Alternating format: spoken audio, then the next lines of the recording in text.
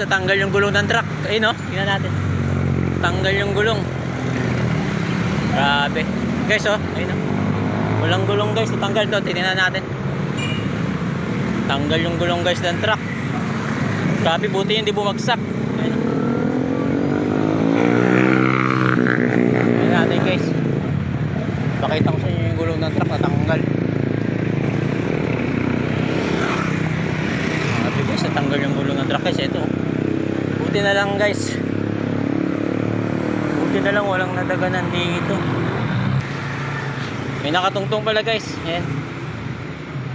Inaayos lang pala. Ayan.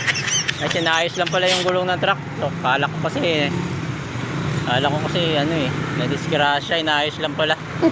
Grabe kasi kasama ko, sabi eh. Ayun no. Sabi niya nadisgrasya daw, natanggal, karating ko lang kasi. Yun lang guys. Pasensya na guys ha.